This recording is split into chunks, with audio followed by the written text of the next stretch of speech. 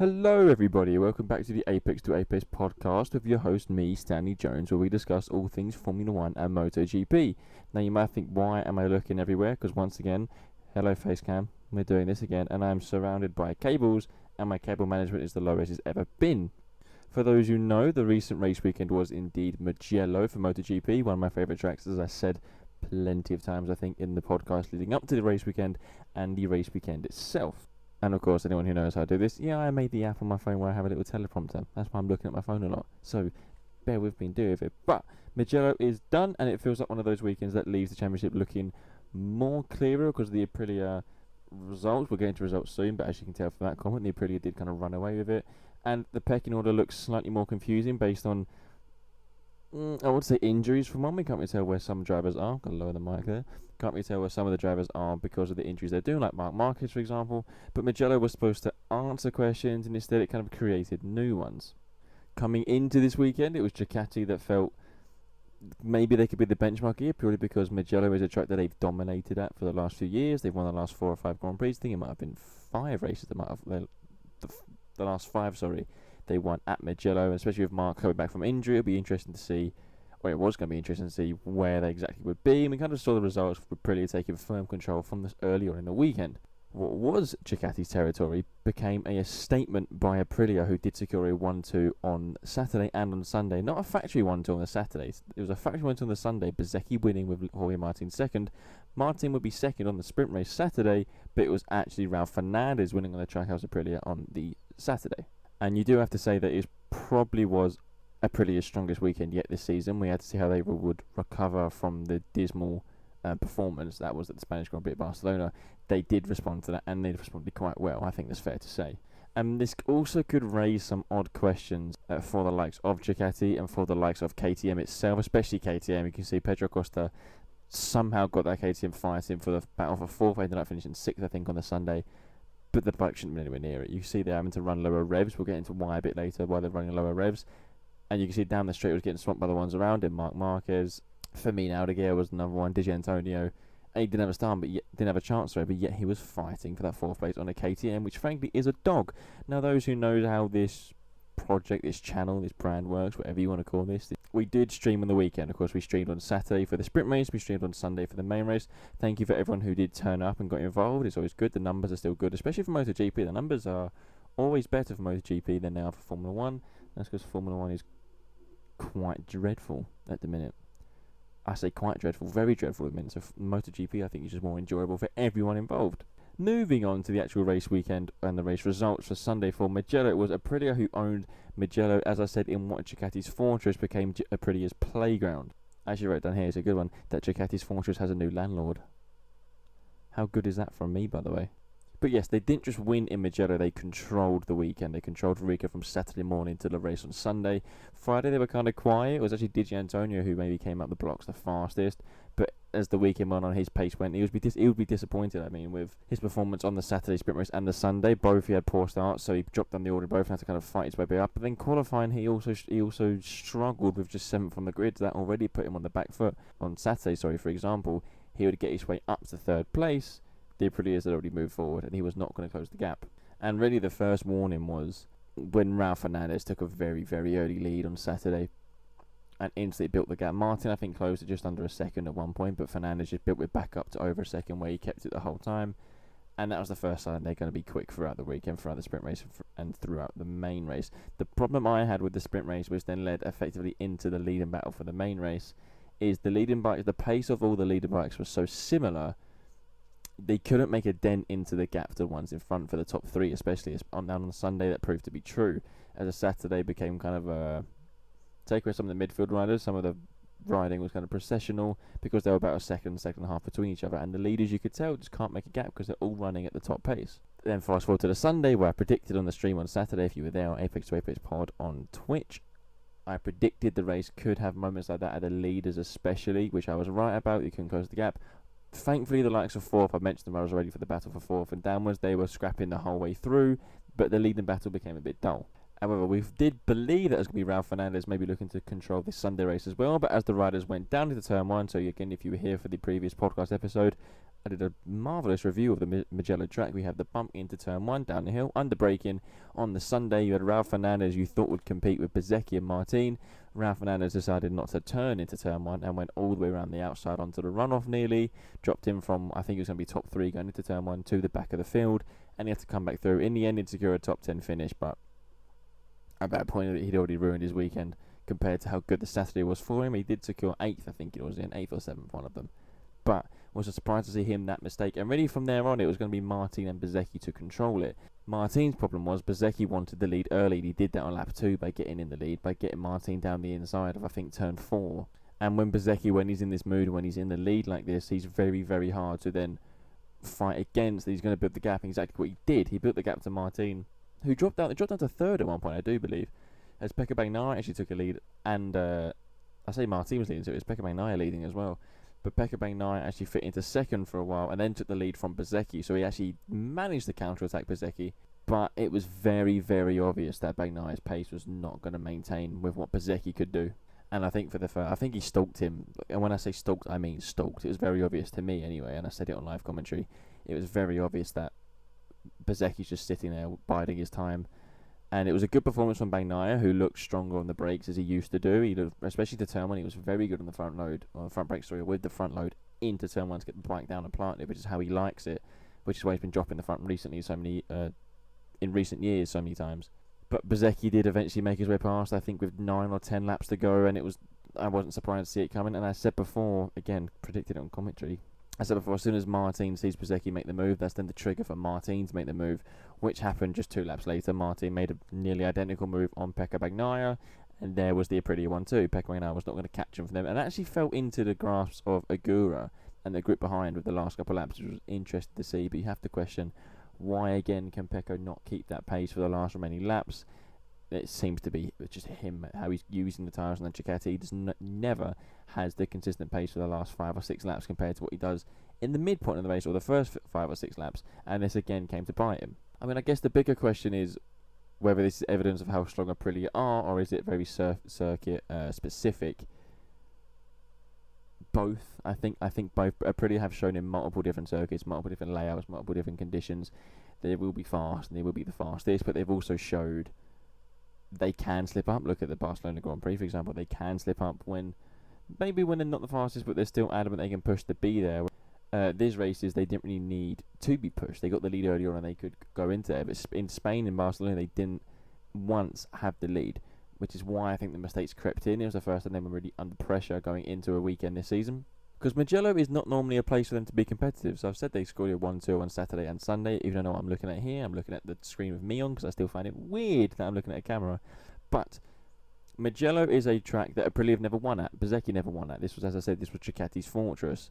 And yet they came across and dominated. And I think that's a very, very big statement for them to make right now, especially with how the future of MotoGP is looking into the 850s. Someone needs to take that dominant handle from Ducati, and Aprilia have well and truly done that. Now, the best battle was actually for the last... Well, I say last place on the podium because it evolved into that battle for the last place on the podium, but originally it was more from 4th to 7th. It was between Pedro Acosta, Marc Márquez, returning Marc Márquez, who I won't fail to mention at the start of the sprint race, he somehow qualified 4th, the highest Ducati qualifying on the grid, by the way, from returning from another injury and a double surgery 3 weeks ago. You can think what you want of that, but if Márquez can get to at least 80% fitness, he will be back winning at the front and arguably beating the Aprilias because he's that good. However, he did lead into turn 1 actually in the sprint race. It was a fantastic move to watch because everyone kind of went left, distracted with covering themselves. Everyone forgot that the Marc Márquez is on their inside. Outbraked all of them, led into turn 1 and out of turn 1. I don't think he led into turn 3 though, or turn 4. He quickly got bullied out. But Marc's ambition was to finish the races, both races, without falling, without crashing, and building his soldier injury up. He's positive now that he can move, and he doesn't have the same tingling sensation he's had before when the nerve was being pushed by the bolt. So he just had to maintain. You can see on the Sunday race, his fatigue on that shoulder is really kicking in all the right-handers. He couldn't make an apex. In the end, he stopped bothering to make an apex, but he did drop down to 7th in the end. It was Pedro Acosta. We finally got somewhat of a scrap between Pedro Acosta and Marc Márquez, which is what we've wanted to see for a very, very long time. And it was Pedro Acosta having to hunt Márquez every lap, and try and overtake him. But the funny thing is, we're now seeing a different Marc Marquez where he's using his experience and how wise he is to place the bike. Because he openly admitted he has a much superior bike to Pedro Acosta. The KTM, as I said, is a dog. And Acosta was able to get him on the brake. He was so much more aggressive and so much more confident on the brakes, especially, as I said, into right-handers. And Marc knew if Pedro gets him into the last corner, which he did a couple of times, Marc can get the run out of the long last corner, bolt the bike down, and just go down that entire straight, slipstreaming back. And there was a very good moment between Acosta, Marc, and Aldeguer where they went into the last corner. Acosta went down the inside of Marc. Marc then had a little slide on the rear and had to correct that while trying to get back on the throttle to come back round onto the main straight. Aldeguer slipped on the inside. So now we're going down the main straight, 220 mile an hour. You see Acosta's in the middle. You see Aldeguer go to his left, Marc go to his right. They go over the prow of the hill, as I said, over 220 miles an hour, 3 wide, almost touching knees. And the scariest part was, at this point, Acosta's aero, maybe because he's now suddenly in the wash of bikes around him, and it's the KTM, again, it's a dog, his aero just stopped working. You saw his front went in the air, so Acosta had to lift off early because he was about to do the biggest wheelie of all time, arguably at 200 miles an hour, and had to concede position. But he stayed ahead of Aldeguer, and Marc managed to get Aldeguer and Acosta into turn 1 and kept ahead of him for a few more laps before in the end he got worn down by Agura and then Di Giannantonio, as Aldeguer also dropped back as well, again injured, was basically racing on one leg. And Acosta eventually got Marc due to I think it was when Agura pushed Marc wide at the right hand. It was a very strong move by Agura. He said it wasn't the cleanest move, but I mean it was aggressive overtaking, is what you have to do in that situation. And I think Acosta took advantage then, so did Giannantonio. So Marc's in the end kind of dropped back to 7th. But it was moment of the race that for me, having 3 of these riders that close to each other at 220 miles an hour and having Pedro's bike come up, have to lift off. There was a good scrap just a few corners afterwards between Acosta himself and Aldeguer. Now, people who know those two grew up with each other, and they reports say they can't stand each other. They're the two from the same same stretch of land in Spain, and they can't stand each other. So it's always entertaining when they go against each other. Acosta and this one did come out on top. And the reason why I like Pedro Acosta is because he represents everything you want in a younger rider, and he's rare nowadays in this era of, you know, wokeism, whatever you call it. He's old school. He brings back the old school mentality, and because he's young, it's interesting that he has that sort of mentality himself. And he will put his bike in the gap if there's one there, and he will get his knees out and he will get his elbows out, and that's what him and Marc, or he was trying to do to Marc. But again, what was entertaining initially was the contrast between how Marc's defending versus how Acosta's attacking, because Marc, it was almost like Marc was racing an old version of himself, and he kind of knew where Pedro was going to make the moves until Acosta figured out where he had to do it. And as eventually when Agura and Di Giannantonio got through, Acosta knew he had to follow them through, because at this point in the race, this was late on, the pace of those two was so much more superior, Acosta had to follow. Whereas Márquez now, the injured Marc Márquez that he is, he represents experience and he represents racecraft, he represents this supreme ability that he has, and he knows where he needs to place his bike. He openly admitted that the reason why he could fight Acosta wasn't because of the talent he was doing, because he could use the experience and the superior bike against Acosta, because he knew he didn't stand a chance. Marc knew his fitness levels was going to fade, as it did, and when you've had the surgeries he's had in the last month or so, it's not a surprise. It's impressive enough to see him back, it's impressive to see him in the points, and comfortably in the points as well. But he was, and he said it was effectively using his brain rather than his body, because his body was giving up at the end, and that's where Marc is now, and that's how Márquez has to adapt to when he's riding. And he's still going to be the greatest on that grid, and he's still going to be the greatest of all time, in my opinion, with this mentality, because he will adapt his riding style, and mark my words, he will win. Again, there's no doubt about that in my mind.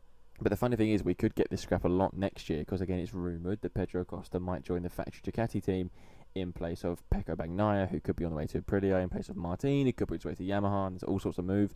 But I for one, want to see Pedro Acosta and Marc Márquez in that red team. One I will give recognition to is Agura. Now, you might see why, because he again finished 4th and missed out on the podium. But again, he showed he has that late race pace. If he could qualify that Aprilia, he would be competitive, I think, on many, many fronts in MotoGP. He just can't figure out the qualifying.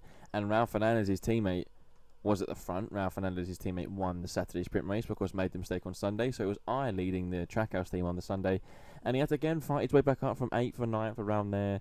And I had a feeling, I said it early on in the race, that watch Agura the last 10 laps, because that's when he tends to come forward. And this Mugello is a sort of track where if you can maintain your tyres, you can definitely do that. And exactly what he did. When he kind of had Di Giannantonio following him for these laps as well, because Di Giannantonio again started 7th, dropped down to I think 12th or 13th when the open lap was weird to make his way through as well.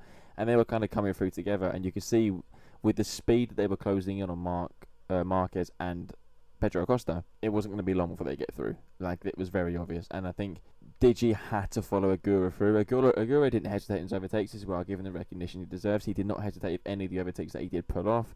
The one on Mark at the turn, the right-hander coming back down the hill, I think it was aggressive, but again, you have to do that. I don't think it was dirty at all. I think Digi's on Mark was a bit dirty. Digi Antonio went down the inside of Márquez after Agura did. Digi Antonio did it at turn 2. And he almost pushed Mark onto the paint on the exit of turn 2, which I thought was a kind of an odd overtake, an odd aggressiveness to do in that situation. But he knew Mark couldn't fight back. And one way to make sure someone doesn't fight back is by putting him as wide as you can. I don't think he meant to do it, because he also stuck his leg up while he was doing it, coming into so he went to the left-hander, pushed Mark wide. When he's leaning right, he sticks his left foot in the air, which is in the bike language world is kind of like an apology. But Mark knew he couldn't fight back, so that move was done there and then. But Agura does definitely deserve recognition for his comeback. And where I said Pecco Bagnaia almost got dragged into this fight was with about 3 or 4 laps to go. You saw the gap between Bagnaia and Agura go down. Bear in mind when Agura got into 4th place, it was about 3 seconds, I think the gap it was. And then suddenly going to the last lap, Agura's 1 second behind. And then suddenly going into the middle sector of the last lap, Agura's 0.6 behind. And then he's 0.4 behind. And then he's 0.3 behind. Pecco Bagnaia's pace is gone at this point. His tyres have gone. And Agura, this is where it's also clever from Bagnaia, and I give him this. They go into the last corner, and Agura had to make a move down the inside. You're not going to slipstream the Ducati down the straight, it's too fast. So Agura, as he does, did go down the inside of the last corner, just like he did with Acosta in Spain, but this time he didn't take Bagnaia out like he took Acosta out.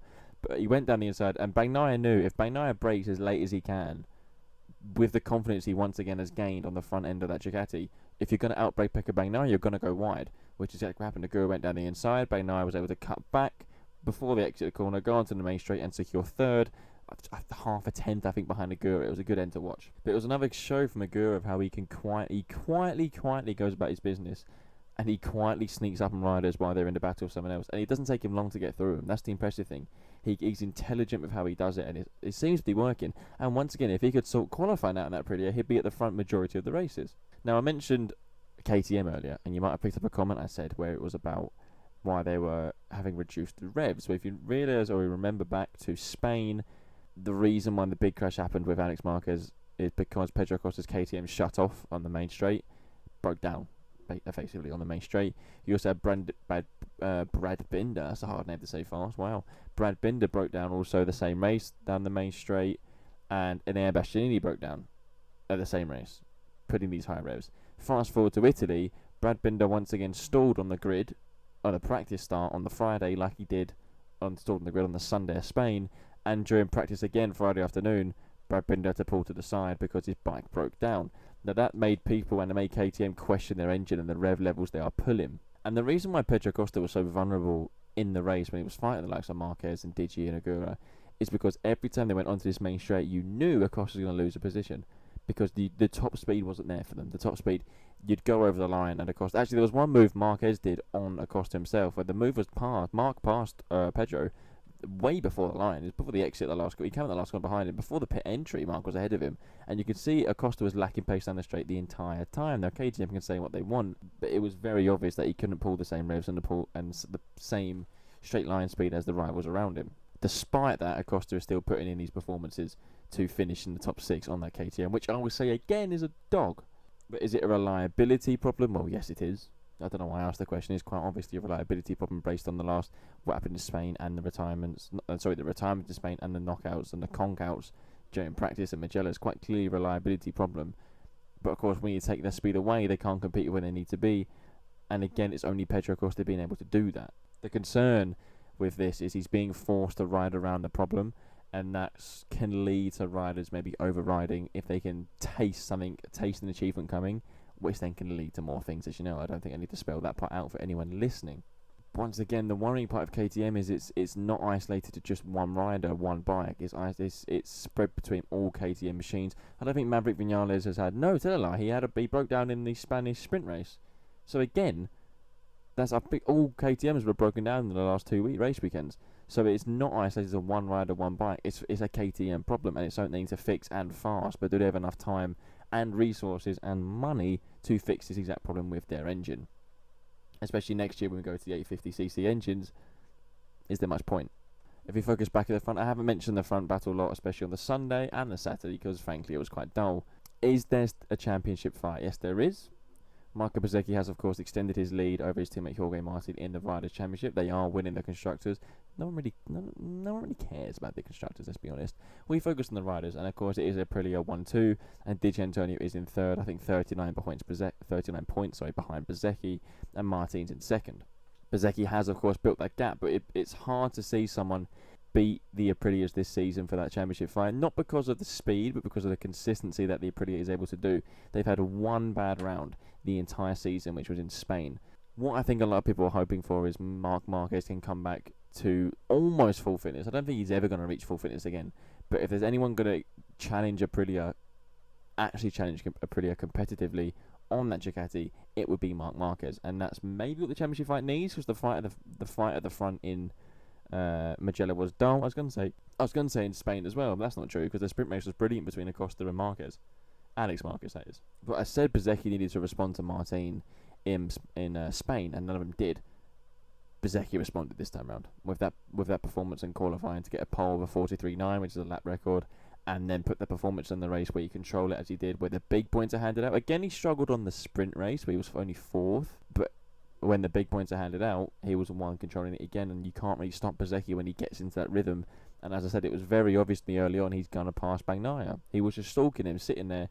And it's fun. It is fun for me to watch when someone who is at one with his bike, with the speed, is able to just stalk a rival for that many laps, that closely. It will put the rival in front under pressure, which it did for Bagnaia. I'm not saying Bagnaia made a mistake. What I'm saying it's obvious Bezzecchi could have passed him whenever he wanted. And of course, I mentioned Di Giannantonio is third in the standings, but he was disappointing when it came to the sprint race and the main race. It was the fastest on Friday for sure, and I think he was favoured for pole going into qualifying, but qualifying only 7th, a mistake of his own. And then the sprint race, he had another poor start, worked his way back up to third, but at this point, the gap was already built to the Martin and Fernandez in front. But yes, he got ahead of Bezzecchi, and then on Sunday, he had to follow Agura to make his way through, and would finish down in 5th. So again, falters from Di Giannantonio on both races, means he has dropped further and further behind the Aprilias. Can he stay consistent all season? There's not a reason why he can't at the minute on that Ducati. Rumour is he signed for KTM. Don't know why. He's not really desperate for a ride, but it seems like the Rossi team have got a shot of him. Or he's decided to leave to go to a factory ride. That would be the reason why. It's a factory ride, which is money for the rest of your life. But what I will touch on is I do think MotoGP have accidentally found the most compelling story of the season, which was the Márquez versus Acosta battle. I think we need more of that battle. I think MotoGP didn't realise. I say MotoGP didn't realise. In a weird way, I don't think they did realise it, because they're trying to use Márquez for why they have him. But you need Mark to be competing with people, and competing with Pedro Acosta, who has the mentality that Márquez had when Mark came in. He will beat anyone in front of him given the tools. Even if not given the tools, he will try everything to beat the one in front of him. And it's going to be Mark. I mean, in my opinion, it's the current crown which will be passed on to the new crown. That's very. Mark even said once Pedro gets on a bike which can compete for championships, he will win many championships. And the way they race is so similar yet so different. You know, it's funny to see Mark now so passive. Obviously, because of his injuries, because of his fitness, he's passive with the defending. But if there's a move to make, he'll still make it. Not aggressively, but he'll just place his bike better. And it's funny to see how aggressive Acosta is, because he needs to get his KTM aggressively into the corners, otherwise he stands no chance. And I do hope that this isn't going to be a oh, the light went then. I do hope that this isn't going to be a rivalry or a rivalry that's built by the marketing department. This needs to happen on track. You've got Marc Marquez, who is the best at racecraft of all time. Or just the best of all time, but at the minute on the grid, I think he's the best racecraft when he can do it. And you've got Pedro Acosta, who's probably the best overtaker on the grid, given the possibility to do so. So we're talking about two riders who, let's be honest, if Mark can get back to full fitness, it's two riders who will not give an inch. And that's a rivalry that should be shown. It's a rivalry that needs to happen on track, not manufactured. Let it happen naturally. Let them race naturally. And I think we'll be entertained for quite a while, especially if they own teammates next year. That I cannot wait for. It's basically confirmed. We're just waiting for the official confirmation. Obviously, there's the whole... they're copying Formula 1 now, Dorna, with and Liberty Media with the Concord agreement, where the teams have to agree on all things. That hasn't quite happened yet. It's a new agreement they're bringing into MotoGP. That's why there's been a delay in the announcement of the moves, but we all kind of know Acosta could be in red, or will be in red next season. Looking ahead, the funny thing about the weekend coming up for us is after this podcast comes out, which will hopefully be on Wednesday, maybe Thursday, we have a double race weekend. For the first time, we have a Formula 1 race and a MotoGP race in the same weekend. And I'm not working this weekend, so I can do both. Here's the plan. Here's what it's going to be. I'm going to tell you right now. Saturday, we're going to have the MotoGP sprint race, early afternoon. Following that, go straight onto Formula 1 qualifying for Monaco. We're going to stream qualifying for Monaco, because why not? And then on Sunday, we'll have the MotoGP race at 1 o'clock, Formula 1 Monaco 2 o'clock, another long stream. 2 days, 2 long streams, 2 long commentaries. Join when you can, Apex to Apex Pod on Twitch. Anyway, if we focus on the MotoGP upcoming weekend now, with the little preview before we go into the preview for the Formula 1 weekend, because yes, we're talking about Formula 1 as well. It might be a long episode, this one. Then again, Formula 1 might be full of complaints and not much info, because it's kind of dead. Balaton. MotoGP are at Balaton Park again this coming weekend, which is in Hungary. It will be the second time MotoGP have competed at this track. I don't like the track. I think it's very Mickey Mouse for MotoGP. It's also kind of dangerous. Last year we saw Pedro Acosta crash in a gravel trap and his bike flicked up and hit a cameraman. And then there's also a chicane at one point where I think it was Bastianini fell off at the first part of the chicane, and how it's designed, the bike and the rider then comes back onto the track for the exit of the chicane. We'll go through in a second when we go through the circuit itself. I don't like it, it's Mickey Mouse. On paper, the layout seems to carry bikes who can carry more corner speed, especially for the likes of Turn 2 into Turn 3. Turn 2 and Turn 1 are very similar. Turn 3 is a long, fast left-hander. Put the camera hand right in where the camera, then that's funny. Keeping that in. It's a long, fast left-hander, which goes then into a back straight, which then goes into a hairpin, stuff on. But that one, and there's another turn just after, where it's an even faster right-hander. Not as long and not as tight. Oh no, sorry, not as long as Turn 3, but tighter in a weird way. And it's where you'll see the bikes, they'll leave the black lines there from the rear tyre if they decide to spin it up and get on the straight. If they can carry the speed for those corners, you're going to gain so much time there, just like Mark was able to do last year. And of course, when you're speaking about corner speed, and then add in the chicanes they have from the hairpin to a chicane, we're talking about corner speed and change of direction. Aprilia. You have to mention Aprilia. There's no way you can mention those two without Aprilia. We have also mentioned the most obvious points of needing a good MotoGP bike, which is corner speed and change of direction. I might as well have just said you also need an engine to make the thing go forward. One thing to look at, I mentioned the KTM's weakness with their power right now with the revs. There's not really a long straight long enough to use those revs in Balaton, so it'll be interesting to see how competitive KTM and Pedro Acosta can be. Maybe this could be their opportunity to get somewhere near the podium or on the podium on that dog of a machine. But there's not the longest really time they're going to be on full throttle is they're barely on full throttle effectively. I don't remember the percentage, but they're barely on it. There's a long left-hander turns into a little mini straight at the end of the track, end of the circuit. I think between the fourth last corner and the third last corner. Again, we'll go through it, and it starts off quite long and left like that, and then you blast it really, but always on the lean left. There's never a time when they're actually going to be fully straight going these four rows for more than 3-4 seconds. Always on the lean left, and you break right and then go right-hander. We'll show you in a second, but that might play into KTM's strength, the rare strengths, but it might. Now, I said Balaton is a horrible circuit. We're going to try and talk through how it goes. So you come down the straight, the straight's a decent length, I'll give it that, but it's not really it's not Mugello main straight, it's just a main straight. You need it because the pit lane's there. They come down, they brake quite early because turn 1 is quite a sharp, it's similar to turn 5 in Jerez. 3, 4, 5, 6. Turn 6 in Jerez. Similar to that hairpin where it's you're coming fast on entry, so 180 yourself, obviously have a hairpin, it comes back on itself. It's tighter on the entry than it is on the exit, but what you have to do here, instead when you come out the exit, it's a right-hander, so the riders are going to be, naturally they want to come out here for turn 2, but because of turn 2 comes over here, I'm going to draw it this way actually, turn 1 will come like this, turn 2 is going to come over here, turn 2 then goes this way. So instead of the riders being over here on the exit, they're going to want to try and keep the bike as right as they can when they come out of turn 1 to then have the wider entry for turn 2. Turn 2 is again similar on entry to turn 1. It tightens up on entry but opens as the corner goes on, and this is where it blends into turn 2 and turn 3, which we spoke about. And turn 3 then blends to turn 4. This is where the advantage for Márquez was last year, and maybe this year because of how good we know he is with left-handers. This all becomes turn 2. Turn 2 opens like this. Then that goes into turn 3 like that. It goes into turn 4, which carries on the same rhythm. And turn 4 actually gets tighter. Turn 4, like turn 3, they're literally identical corners. Tighter on entry. And then as they go past the apex, it opens up. And they're leaning the whole time. A little bit of dab on the front brake. But they're leaning the whole time. There's no adulation here. So the riders will be able to keep to the right side of the track after turn 3. Use that inside curb. Maybe put their knee over it for turn 4. And because the corner opens up wide on exit, they can then pin the throttle again for a little mini straight before they reach turn 5 and turn 6. You've guessed it, turn 5 is another hairpin-like corner. imagine turn 1 but shorter on the exit again. You come in as far left as you can to the track to open again, obviously the wider entry. You dip it into, I think it's going to be second gear in this one, turn 5, but as soon as, unlike turn 1 where you have a little bit of time to bring the bike right, as soon as you come out of turn 5, it's straight away a flip-flop into turn 6, so it comes into a hairpin, instantly into a chicane of turn 6. Turn 6 again opens on exit and leads into the fast turn 7, which might be flat, I'm not sure, it might be a little lift, but turn 7 is where they're going to build the gears up now, leaning, they're going to bump down the little curb that's there, use all the exits they can from turn 6 into turn 7, which is the one I said is tighter than it looks, but it's fast. It's the fastest one on the track. They're going to again use the rear tyre to spin it up on exit to keep the revs up, to keep the grip. They're going to maybe clip that into the curb, bump down a little bit, use all the curb they can on the exit, because you need to build the speed from turn 6 through turn 7 and down this little straight into turn 8 and 9, which again, another chicane. So now we're going to, I said 8 and 9, didn't I? These are technically turn 9 and 10 actually. Because you count 5, you get 7 and then 8 full speed. Yes, these are, okay, let's go turn 9 and 10, which is a tight chicane. It's a normal chicane after a straight, left, right. It gets a flip-flop as soon as you pick it left, you got instantly go right. Now again, you have to put the bike as right as you can on the exit from turn 10 into turn 11, which is another hairpin, similar to turn 2, where again it opens. Actually, no, I take that back. It's more open on the entry. It actually cuts and gets tighter on the exit.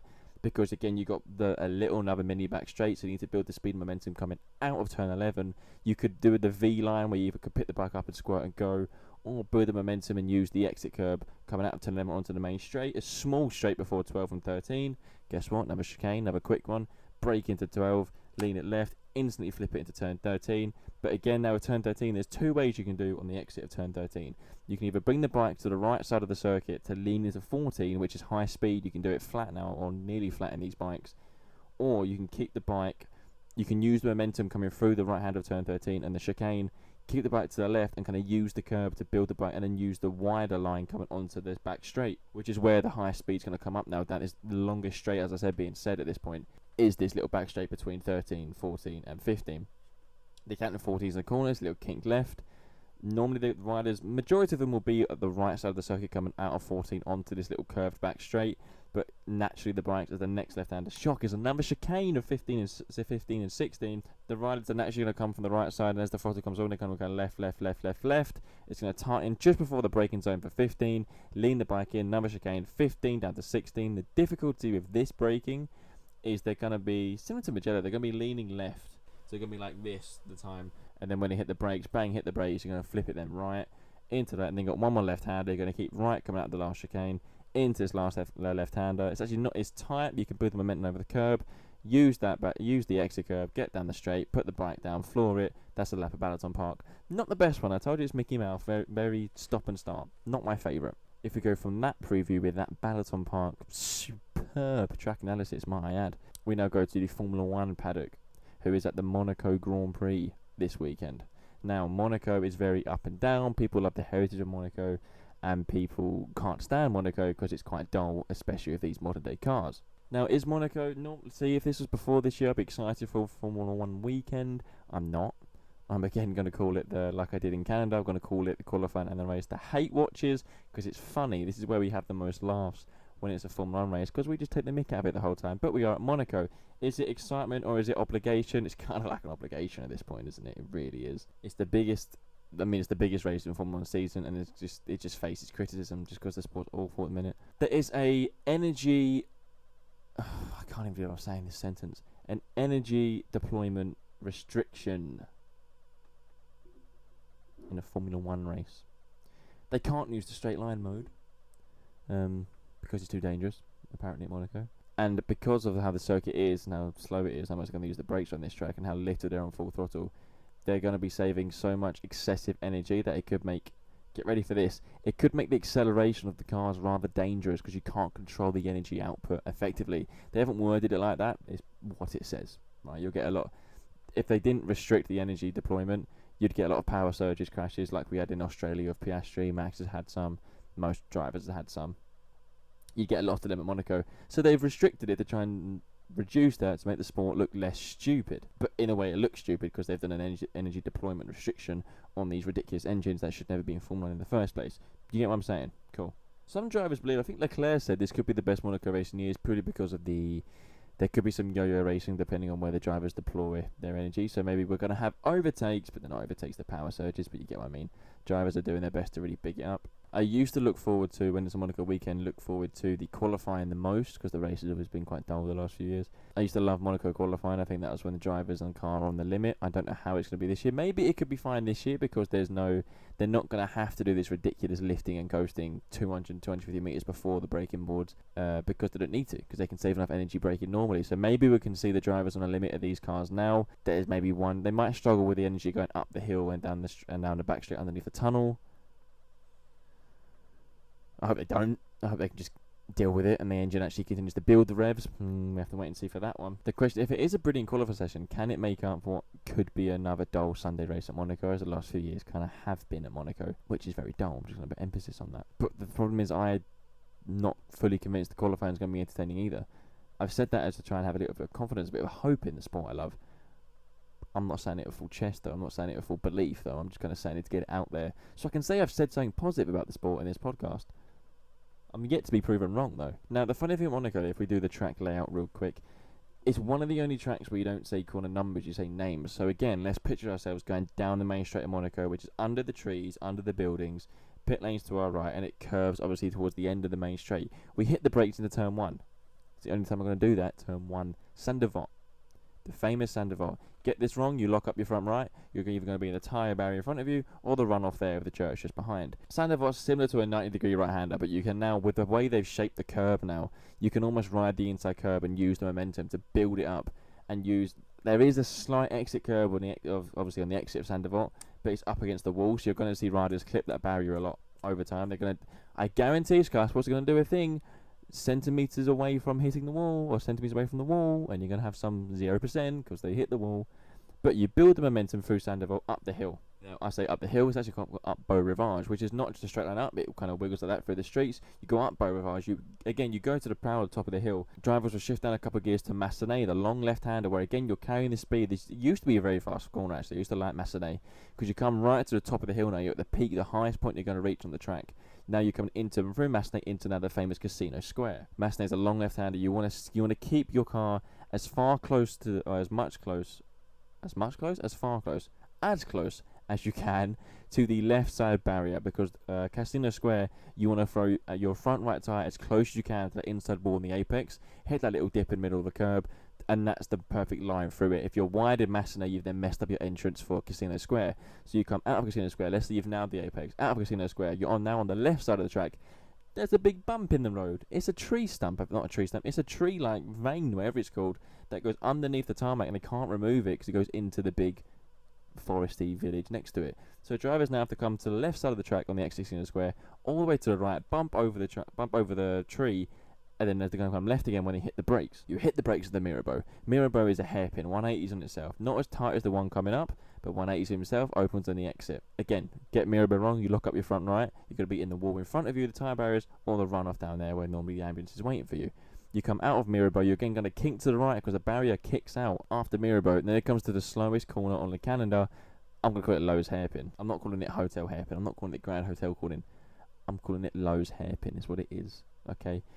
Some drivers now put the front left on the curb, because when you start on the entry, the way it severely slopes downhill mid corner to exit, you start with the front left on the entry curb, and as you go around the tight hairpin, you'll see the front left is going to come off because of the it depends on the setup of the drivers, but the way the cars are with the track, the front left will come up, and you kind of rotate on the left rear around the curb, come back down the hill. Yeah, come into Portier 1 and Portier 2, very famous corners. Portier 1 was where Michael Schumacher hit the wall in '96 in the rain. You come down, riders again, drivers will use that. It's a bigger curb inside because it's a brick pathway. They'll use that curb really, they'll hit the front right over it. They're going to use as much space as they can now from a 90-degree right from Portier 1 all the way to the left of the track, use that outside curve to lean against it, into Portier 2, the famous corner where Ayrton Senna was leading in the 1988 Grand Prix, clipped his front right, into the wall and the left he goes in Portier 2, very famous corner now. You want to again get as close as you can to the wall with your front right coming into Portier 2, use all the exit curb because now you're now bombing it under the tunnel. Portier 1 and Portier 2 very similar. Portier 2 is a little bit tighter, but you can use more on the exit. You can be greedy on the exit, but you can't be greedy on the entry, otherwise you'll hit your front right. Down the tunnel now.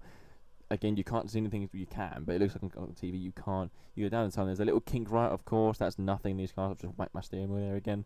There's nothing in these cars that kink right in the tunnel. You come out, you're blinded now, even with this new boat infrastructure, which is annoyingly placed. I don't like this placement. I think it's horrible.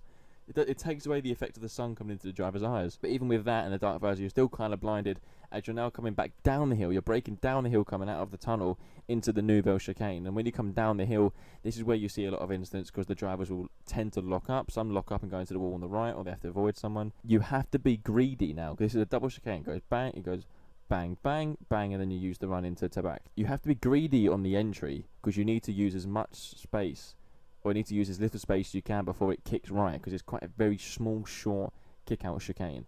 You want to almost clip the wall on the left. There's not a curb on the inside, it's a wall. You want to clip that and then use the bump-up curb on the right. So bang and then right. Use that bump-up curb, so then that will guide your car around the curb, so then you can floor it and kind of ignore the last part of the chicane as you go down the back straight again. And then we come into what is everyone's favourite section, and my favourite section of Monaco, obviously, to back corner, almost 90-degree left-hander. This is where the speed carries. You're coming down to back on the right side of the track, use as much tarmac again as you can. You want to throw it left. I think 4th or 5th gear it will be in. You throw it left. There's an inside curb the riders can put their front left tyre on. You want to hit that. If you miss that at speed, you're going to be in the wall. Throw it left, but you're going to use all the exit you can. Bear in mind the wall is here. The best sector for this is Max Verstappen in 2023 qualifying. Watch that sector to get in pole, and then you'll see what I mean by this. You come into back speed, you're using all the exit you can, because you need to use the exit. If you're not using the whole exit you can out to back into swimming pool, you're going to mess up your entry into swimming pool. They're going to kiss the wall on the right side after to back, throw it into swimming pool. Again, it's a left-right. It's not a normal chicane. It's left-right, just like that. Fast left, bump the curb. Fast right, bump the curb. Again, use all the time as you can. Kiss this wall on the left, because now you want to kiss the wall on the right, going into the second bar chicane, which used to be a lot tighter. Now they've kind of curved it out so riders can use the momentum of the wall and kind of guide their front right tyres around it, which is now possible to do. And you can almost kiss this wall and push the wall back a little bit. Back in the day, you couldn't do that. If you hit that wall on the inside when it used to be pointy, you're out. Guide the front tyre around that right-hand side of a swimming pool. Again, use that bump-up curb on the left. You're going to want to use the exit. The left curb comes at you quite quickly at the end of swimming pool. And again, many riders will get it wrong. They'll kiss the wall on the right side too much, which means they bump straight over the curb. They've lost their steering into the wall on the exit. Max Verstappen's done it. Charles Leclerc's done it. Many drivers have done it, and many more will do it. Let's say you survived it. You're leaning now against the wall on the right-hand side, going out of the swimming pool into La Rascasse. Now, La Rascasse is a little left kink before you brake, but you're going to maybe be braking in these cars just before the left kink to straight line braking, and then suddenly you want to crank the steering on. It's a hairpin. It's a weird hairpin, is that apex is very late. The apex is effectively, from when you start hitting the brakes, the apex is late on into the corner. It's in the exit.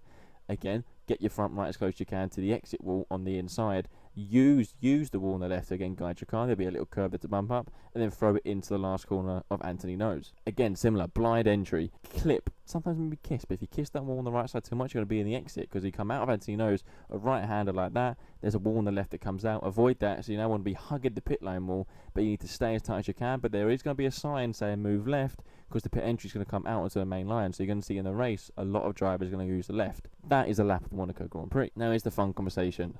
I put here Mercedes favourites ? Yes, because they are. But if there's going to be an anomaly track where they could trip up, and they have in the past, it could be Monaco. A lot of people I think are hoping for that, just to spice up some races in Formula 1 itself. But they're the benchmark team. The recent performances all season have shown they're the benchmark team. They have the engine, they have the car, they have the driver. Although Russell was unlucky last time out, with the breakdown. Even in Monaco, I can't see someone competing with Mercedes. I still think they're going to have. But then maybe a lot of their speed comes from the engine they are using and how they can harvest energy. And with the energy deployment restricted, now we get to see if that's going to bring them back in the frame, or maybe bring other teams into the frame. I should word it that way. Monaco does have a habit every now and again of punishing assumptions, and maybe this could be a case of that. Being the fastest car matters less if you can get track position, and track position at Monaco, as we all know, because of the size of the cars now, even though they're smaller than last year, track position is still going to be king in Monaco, especially under braking. It's very rare you're going to see. There was one overtake last year in Monaco. Yes, the cars are very different now. Maybe they're easier to overtake. And with this deployment rubbish, we're going to see some fake overtakes. But track position is still going to be king, especially coming into that last sector. Of course, expect the safety car. There's always a safety car in Monaco, so that's where strategy can play into part as well. So Mercedes have been known in the past to make a bit of a mess of their strategy, just like McLaren. So maybe if you're Red Bull and Ferrari are going to mess with their strategy. If you're Red Bull and you're Max Verstappen, this could be the one opportunity this season to get ahead of the Mercedes. I say Red Bull, their chassis are dog, so that if Max can do anything, I'd be surprised if he gets in the top 4 of that grid with how that car I think is going to behave in the slower corners. Ferrari tend to come alive in Monaco. That's more, there's the aura of Ferrari in Monaco. You also have it Charles Leclerc's home track, and because he won there before in 2024, he's had the experience now of doing that. Only him and Louis Chiron have won the Monaco Grand Prix as home residents, as Monegasque drivers. And Hamilton's won in Monaco a few times before. I don't think Hamilton's great in Monaco, to be honest with you. I think he's had 2 or 3 wins. I can't remember what one. But I don't think it's the statement track that many hope it is with him. He's good there. He's also had some dreadful performances there. 2011 comes to mind. 2021 comes to mind.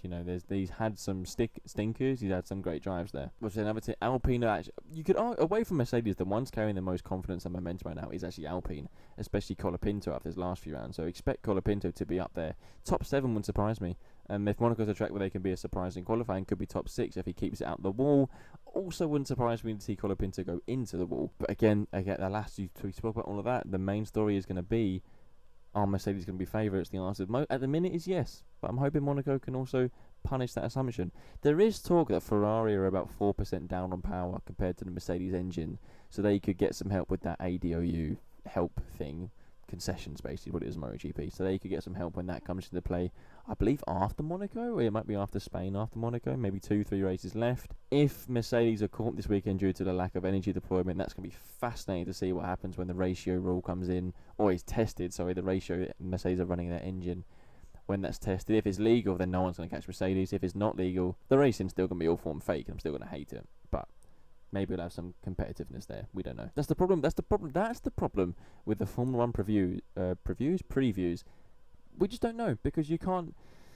The chassis of the cars are track dependent. That's been the case for the last couple of years. But you just can't. You don't know how the engines are going to perform. I guarantee we're going to have 2 or 3 drivers again who fail to make the start of the race because their engine hasn't come on. Maybe they wasn't plugged in enough. That's how it's been in Formula 1 this year. It's hard to make predictions when you don't know what engine and what car is going to. I can say the Red Bull will be a dog in the corners, that's for sure, because the chassis are awful. And I can say I reckon Williams will struggle, because Williams and Aston Martin will struggle. Aston Martin struggles everywhere anyway. Well, the Williams is still overweight. But that does sum up a weekend coming forward to us, which is 2 very, very different weekends on the horizon, or one weekend on the horizon with 2 very, very different events going on. 2 very different outcomes will be the case. One of them is iconic, one is completely unknown. The unknown one could be more entertaining than the iconic one. The iconic one could be iconic. You never really know. Hopefully, again, this is the year where Monaco shakes up a few things. Maybe the weather plays a part. I don't think it will. At the end of the day, the both things with that, Balaton is a new circuit still. It's a second race there, as we said. And Monaco is Monaco. Depending on the conditions, what happens with these cars and the deployment, the winner of both races will be the ones who adapts quickest. And that will be it for this episode of Apex to Apex. Yes, it's once again a review, a preview, and circuit walkthroughs. Why not? I like doing that. But yes, that will be it for this episode. I've mentioned the weekend coming up, and I will plug it here again. Apex to Apex Pod on Twitch. Join in on a Saturday for the live stream. Join in on a Sunday for the live stream. Make sure you follow and subscribe to the Twitch account. These episodes of the podcast and the live stream itself will go up on YouTube afterwards. Apex to Apex Podcast on YouTube. Make sure you subscribe that channel and follow Apex to Apex Podcast on Instagram. That's where most of the work will be. You'll see the posts. You'll see the stories. I'm always aware. I'm always alerting everyone who has notifications on when we are going live. Make sure you follow and subscribe all of them. Do what you can do. Get involved in the weekend. Let's build the interactions more in the chat. Interesting how MotoGP does more views than Formula 1, but I'm fine with that. I enjoy that. Fine, let's build what we can where we can. But once again, thank you for listening to this episode. I will leave you with the punchline of this podcast, which is, of course, the race is just a punctuation. I'll see you at the weekend.